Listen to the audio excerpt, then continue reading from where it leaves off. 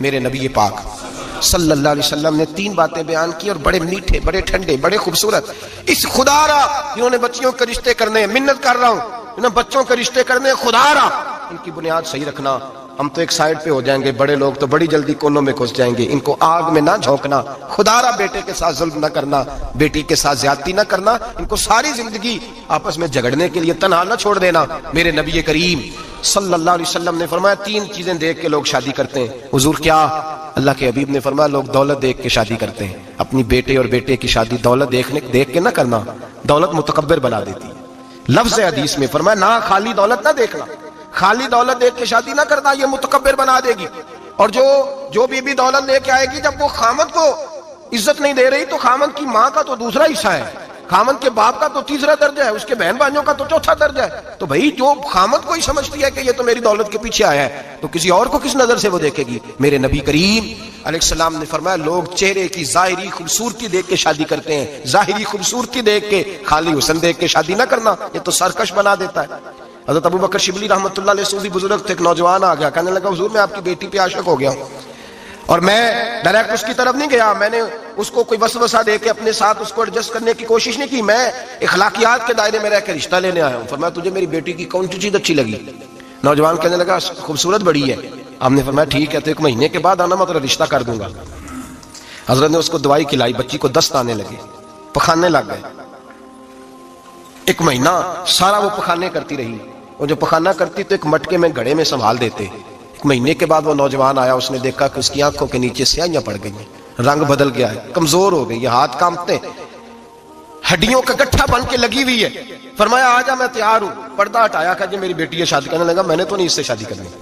کہا تو کہتا تھا عشق ہو گیا ہے، پیار ہو گیا ہے. تو اس نے کہا صاحب میں تو اس کی خوبصورتی سے پیار کرتا تھا. تو آپ نے فرمایا اگر شادی کے بعد میری بیٹی بیمار ہو جاتی، اگر نکاح کے بعد اس کے حالات بگڑ جاتے تو کیا کرتا؟ آپ نے فرمایا ادھر آ میں تجھے بتاؤں تجھے پیار کس چیز کے ساتھ تھا. اس کا بازو پکڑا اور گند والے مٹکے پہ لے گئے. فرمایا تو اس گند سے پیار کرتا، یہ ہے تیری محبت. میرے نبی پاک صلی اللہ علیہ وسلم نے گھر ٹوٹنے سے بچانے کا نسخہ پہلے یہ بتایا. فرمایا خالی دولت دیکھ کے شادی نہ کرنا، دولت متکبر بنا دے گی. اور خالی حسن دیکھ کے شادی نہ کرنا، حسن آدمی کو سرکش بنا دیتا ہے. حضور کیا دیکھیں؟ فرمایا دین دیکھ کے شادی کرنا، اللہ تمہارے لیے برکت پیدا فرما دے گا. دین دیکھ کے نکاح کرو، دین دیکھ کے نکاح کرو. محبوبہ یہ دین والا لفظ کس کے لیے ہے؟ فرمایا ادھر آؤ، کائنات میں اگر اللہ نے سب سے شان والی بیٹی دی ہے تو مجھے دی ہے، اور میں اس علی کو دے رہا ہوں جس کا مکان بھی کوئی نہیں، کاروبار بھی کوئی نہیں، جس علی کا بظاہر کوئی بینک بیلنس نہیں، کوئی مربع نہیں، کوئی شے نہیں. حضور علی کے پاس کیا ہے؟ فرمایا میرا علی عشاء کے بعد قرآن شروع کرتا ہے تو فجر سے پہلے ختم کر دیتا ہے. میرا علی صبح کی نماز کے وقت تلاوت شروع کرتا ہے تو ظہر سے پہلے قرآن مجید پڑھ دیتا ہے. فرمایا رزق کھاتا ہے، تھوڑا کھاتا ہے پر حلال کا کھاتا ہے. فرمایا پاکیزہ روٹی کھاتا ہے، اور جب میدان میں نکلتا ہے تو برادری کے لیے نہیں نکلتا. جب تلوار لے کے نکلتا ہے تو یہ مکے کے لیے نہیں لڑتا، یہ تلوار لے کے نکلتا ہے تو قومیت کے لیے نہیں لڑتا. محبوب کس لیے لڑتا ہے؟ فرمایا یا خدا کے لیے لڑتا ہے یا محمد مصطفیٰ کے لیے لڑتا ہے. اس کی تلواریں پاکیزہ، نظریات پاکیزہ. دیکھو میں بیٹی کا نکاح کہاں کر رہا ہوں. میرے بھائی تو نے رشتے کی بنیاد ٹھیک نہیں رکھی تو یہ ٹوٹ گیا. لیکن ہاں آپ کہتے ہیں مصری صاحب آپ نے نیچے جو ہے نا وہ بنیاد، اس کی بیس جو تھی، نیو جو تھی وہ صحیح نہیں تھی تو دیوار گر گئی. جب بنیاد ہی حسن تھا تو مان پڑ گیا، ختم ہو گیا معاملہ. جب بنیاد ہی دولت تھی تو کب تک لالچ پورا ہوگا؟ کب تک آپ دیں گے دین؟ اللہ کرے ایسے لوگ بھی ملے جو کہیں پہلے پوچھ لینا بچہ نمازی ہے کہ نہیں. اللہ کرے کہ رشتے ڈھونڈتے وقت یہ کوئی پوچھنے لگ جائے. اللہ کرے کہ کوئی پوچھنے لگ جائے کہ بچی پردہ دار ہے کہ نہیں. اللہ کرے کوئی پوچھنے لگ ہی جائے کہ بچہ قرآن شریف کے ساتھ دلچسپی رکھتا ہے کہ نہیں. اسے حضور کی نعتیں اچھی لگتی ہیں کہ نہیں. وہ نبی پاک کے نام کا نعرہ لگانا جانتا ہے کہ نہیں. کبھی اس کی آنکھوں میں مصطفیٰ کے لیے کوئی آنسو آیا ہے کہ نہیں.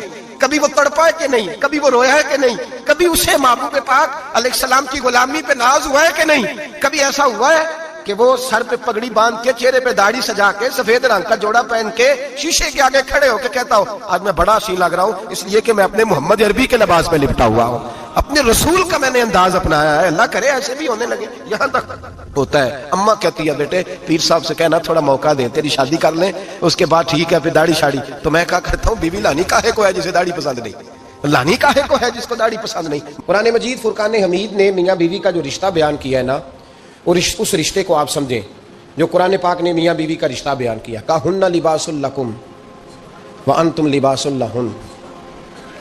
فرمایا بیویاں تمہارا لباس ہیں اور تم ان کا لباس ہو. وہ تمہارا لباس ہے اور تم، اللہ اکبر، کیسا خوبصورت لفظ قرآن پاک نے، ہن لباس لکم وانتم لباس لہن، فرمایا وہ تمہارا لباس ہے اور تم، سمجھ آ رہی ہے نا جی بات کی، وہ تمہارا لباس ہے اور تم ان کا لباس ہو۔ تین خوبیاں تو ہر لباس میں ہوتی ہیں، تین چیزوں کے لیے لباس پہنا جاتا ہے، تین چیزیں، تین قسم کی آسائشیں لباس میں پائی جاتی ہیں، اس پر تو تمام مفسرین کا اتفاق ہے۔ سب سے پہلی چیز، لباس جو ہوتا ہے وہ بندے کو گرمی اور سردی سے بچاتا ہے۔ سخت سردی میں لباس لے لیں تو بندہ سردی سے بچ جاتا ہے۔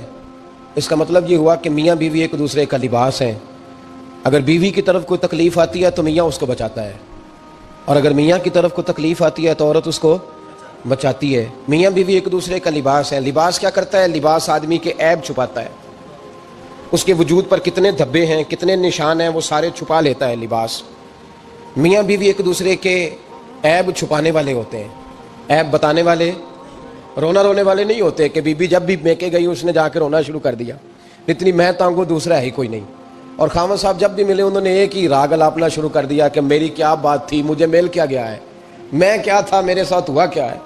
تو لباس ہیں، ایک دوسرے کا عیب چھپائیں گے، بولیے ایک دوسرے کا عیب چھپائیں گے، ایک دوسرے کی غلطیوں کی پردہ پوشی کریں گے۔ اور تیسرا لباس کا کیا مقصد ہوتا ہے؟ لباس شخصیت کا آئینہ دار ہوتا ہے۔ لباس آدمی کی اچھی اور خوبصورت طبیعت کا حصہ ہوتا ہے۔ جو لباس ہوتا ہے وہ انسان کو زینت بخشتا ہے، خوبصورت کر دیتا ہے۔ داڑھی والا آدمی ننگے سے پھرے تو خوبصورت نہیں لگتا، ٹوپی پہن لے تو بڑا پیارا لگتا ہے، ٹوپی پہنے تو بڑا، اور اگر امامہ باندھ لے تو نور نالا نور ہونا شروع ہو جاتا ہے۔ اللہ کرے آپ خوش ہو جائیں، آمین تو کہہ دیں، اور اللہ کرے فجر کی نماز آپ امامہ باندھ کے پڑھ لیں، آمین تو کہیں۔ چلو کونی جنہ دی داڑھی نہیں انہوں رکھنی چاہیے، جنہ دی نہیں ہونا نو موضوع نہیں تھا، پر ہماری بھی مجبوری ہے، داڑھی آئی جاتی ہے، ہر موضوع میں شامل ہو جاتی ہے، رکھنی چاہیے۔ سب یاد رکھیں، لباس آدمی کو زینت دیتا ہے۔ قرآن مجید کے لفظوں پہ غور کرو، اگر تو شادی کے بعد بیوی کے آنے کی وجہ سے خامد کو سکون نہیں ملا تو اس کا مطلب ہے اس نے گھر کو زینت نہیں دی، اور اگر شادی کے بعد اس بچی کو تحفظ نہیں ملا، اس کو اپنے گھر کے اندر سکون نہیں ملا، تو اس کا مطلب ہے خامد نے اسے زینت، اس لباس نے زینت نہیں دی۔ میاں بیوی ایک دوسرے کا لباس ہے، اس مقدس رشتے کو اسلام نے باندھا، اور لباس کہہ کے باندھا۔ میرے رسول کریم علیہ الصلوۃ والسلام نے پہلے تو خارجی لوگوں کو منع کیا ہے۔ میری ذاتی رائے یہ ہے کہ میاں بیوی کی ذاتی لڑائی کوئی بھی نہیں ہوتی، ذاتی لڑائی، میری باتوں کی سمجھ تو آ رہی ہے نا آپ دوستوں؟ کوئی نہیں آ رہی؟ اللہ جزا دے آپ۔ میاں بیوی کی ذاتی لڑائی کوئی نہیں ہوتی۔ ہوتا پتہ کیا ہے؟ لڑکے سے پوچھیں کہ بتائیں جناب کیا حال ہے، تو کہتے ہیں بیوی میری صحیح ہے، اس کے گھر والے نہیں صحیح۔ سنا آپ نے بھی کبھی یہ لفظ؟ تو اسی طریقے سے اگر لڑکی سے پوچھیں کہ تیرا کیا حال ہے تو کہتی ہے خامن تو میرا دھیان رکھتا ہے، اس کی اماں نہیں خیال رکھنے دیتی۔ تو لڑائی جو ہوتی ہے وہ تیسرے آدمی کی وجہ سے ہوتی ہے۔ تیری اماں آئی تھی تو اس طرح کہہ گئی، تو تیرا بھائی آ گیا تھا تو وہ یہ کہہ گیا، تیسرے فرد کی وجہ سے۔ میرے نبی کریم علیہ الصلوۃ والسلام نے تیسرے بندے کو سمجھایا ہے، تیسرے فرد کو حضور نے سمجھایا ہے۔ نبی پاک علیہ الصلوۃ والسلام نے فرمایا خبردار، ماں، بھائی، بیٹا، باپ سارے لحاظ کریں، بسنے دیں میاں بیوی کو۔ اگر شادی کر دیا تو ان کو سکون سے رہنے دو۔ تم دو جملے کہہ کے چلے گئے، کوئی عیب نکال کے جو چھپا ہوا تھا خامن کی نظر میں وہ نکال کے بتا دیا کہ تیری بیوی یہ کام بھی کرتی ہے، اب تم تو ہٹ گئے وہ بات کہہ کے، اب انہوں نے اکٹھے رہنا ہے، ان کی زندگی مصیبت کا شکار ہو گئی، آزمائش میں آ گئے وہ دونوں، ساری زندگی کڑتے رہے۔ ایک عیب نکال کے لڑکی کے گھر والے لڑکے کا اسے بتا کے چلے گئے تیرے خامد میں یہ عیب پایا جاتا ہے، وہ ساری زندگی کڑتے رہیں گے، تکلیف میں رہیں گے، انہوں نے تو اکٹھے رہنا ہے۔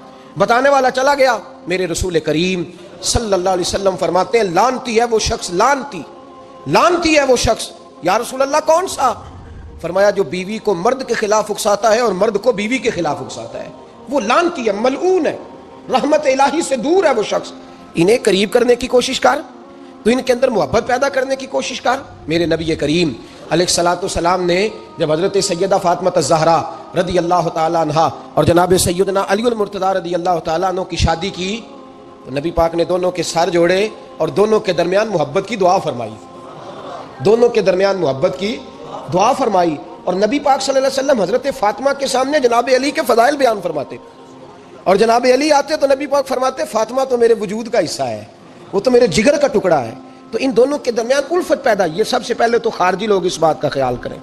سب سے پہلے تو خارجی لوگ خیال کریں، توجہ دیں، ان کو بکھرنے سے بچائیں۔ اب میاں بیوی بھی سمجھ لیں کہ ہماری ذمہ داریاں کیا ہیں۔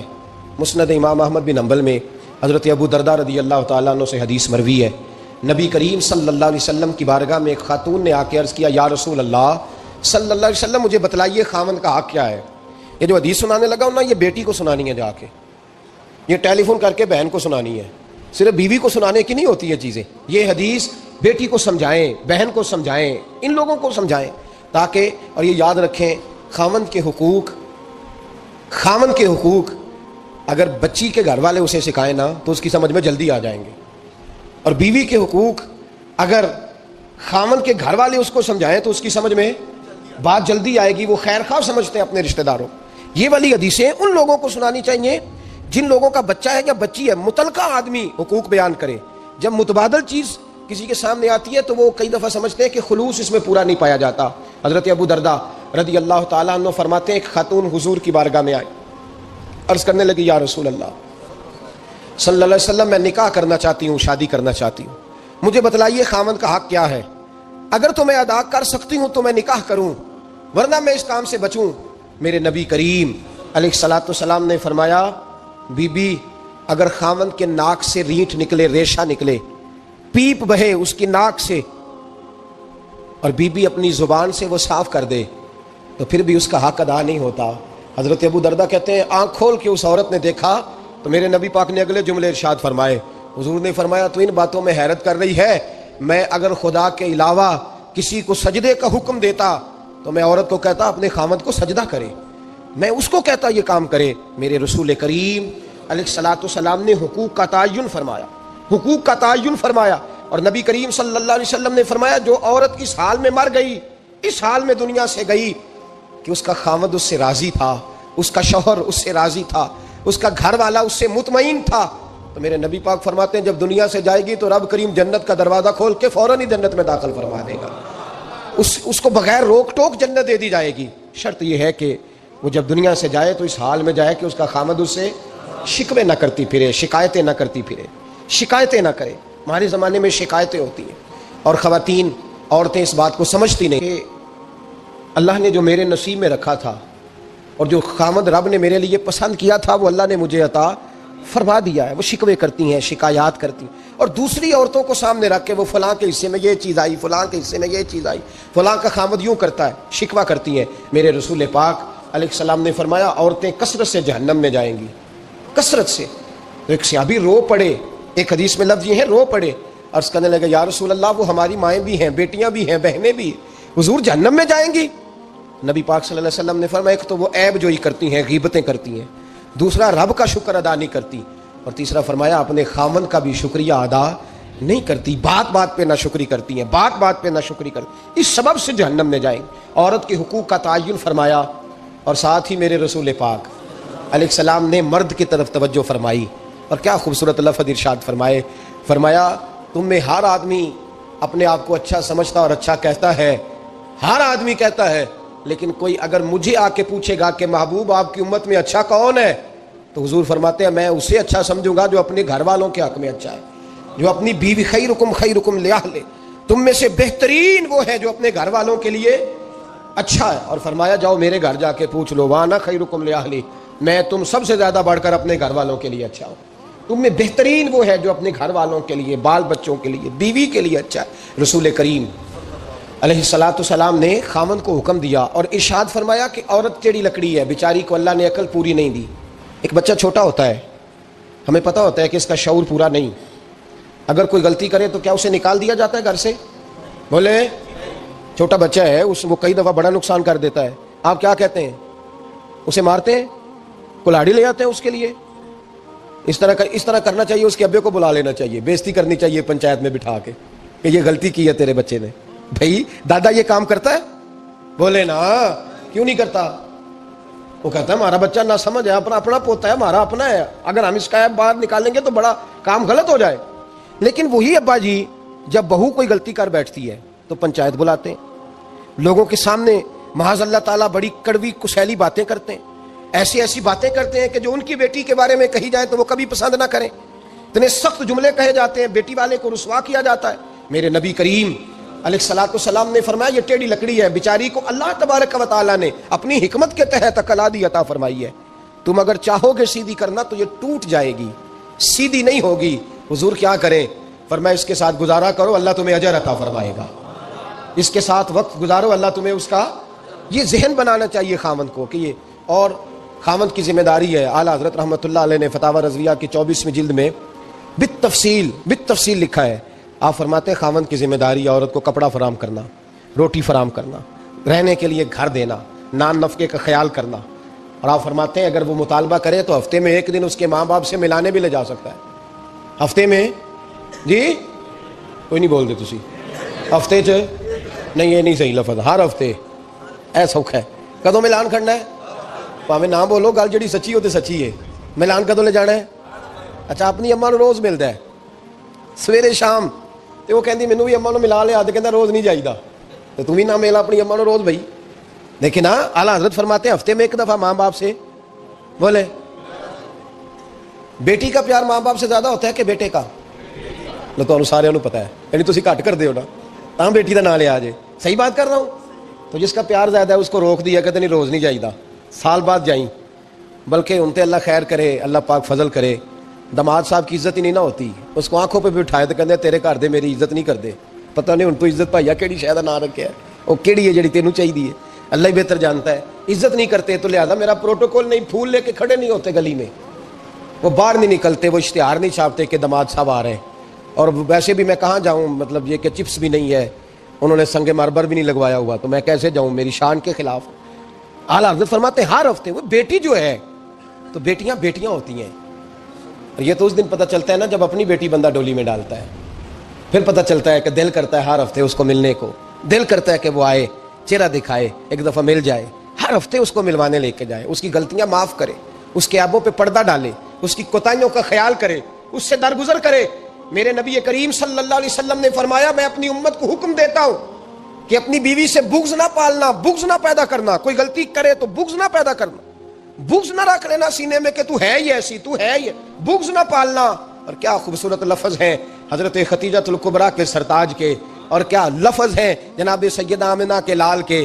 میرے نبی پاک فرمانے لگے اگر تمہیں اپنی بیوی کی کوئی عادت ناپسند ہے تو غور کر لو، ڈھونڈ لو، اس میں ایسی بھی عادت تمہیں ضرور مل جائے گی جو تمہیں بڑی پسند ہوگی، ڈھونڈ لو، غور کر لو، مل جائے گی، کوئی ایسی بھی مل جائے گی جو تمہیں بڑی پسند ہوگی، وہ بھی تمہیں مل جائے گی، ڈھونڈو تو صحیح، تلاش تو کرو، بغض کی اینک نہ لگانا، بغض کی اینک لگا کے دیکھو گے تو کچھ نہیں ملے گا۔